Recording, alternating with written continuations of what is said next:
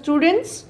Today we are going to study a lesson from Vistas, and the name of the lesson is The Third Level, written by Jack Finney. Have you ever had any curious experience which others find hard to believe? It is one such story of a 31-year-old man named Charlie. Besides, this is a psychological story that refers to the subway at the Grand Central Railway Station, which takes passengers to Galesburg, Illinois.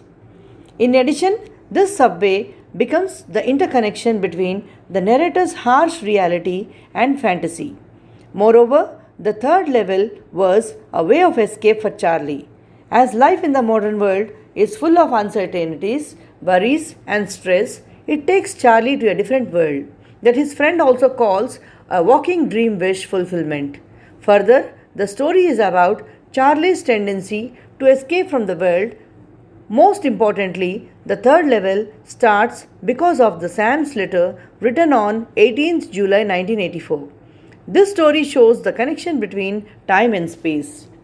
In New York, the Grand Central Station has two levels.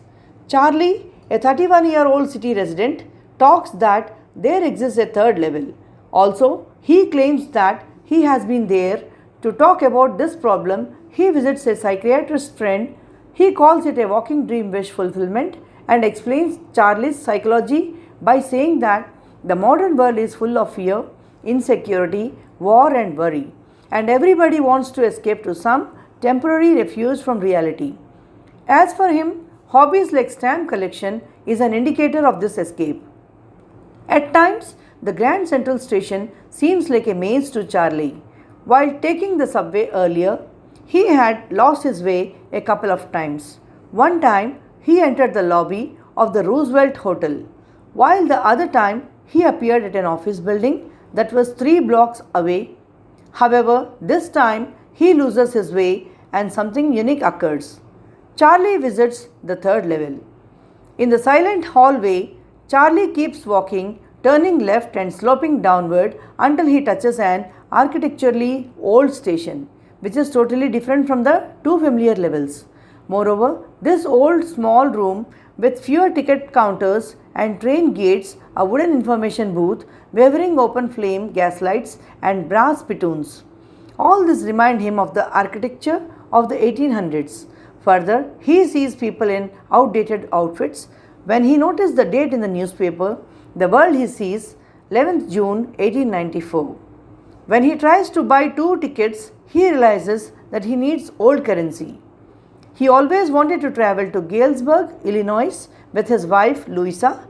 Back in his head, it is a wonderful town still, with big old frame houses, huge lawns and tremendous trees.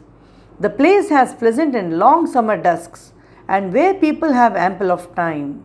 Hence, the next day during lunch, he exchanges $300 for old currency amounting to some 200 only. In addition, the amount doesn't bother him as he believes that everything there will be cheaper. However, he could never again find the corridor that leads him to the third level. When his wife came to know about this, she asked him to stop looking. Unexpectedly, his friend Sam Wiener also disappeared, and his wife keeps on looking for him for in the weekends. Moreover, Sam was the one whom Charlie shares his idea about Galesburg. Charlie inherited the hobby of stamp collection from his grandfather, and someday, while looking at the stamp collection, Charlie finds a letter that was earlier not there. Also, it has the postmark on a faded 6-cent stamp with a picture of President Garfield. Further, the envelope read as 18th July 1894 to Charlie's grandfather in Galesburg, and it addresses Charlie. In the letter, Sam tells Charlie that he has reached Galesburg and he invites Charlie and Louisa there. After going to stamp and coin shop, he gets to know that Sam exchanged $800 for old currency bills to establish his business in Galesburg. Besides, Sam was none other than Charlie's psychiatrist.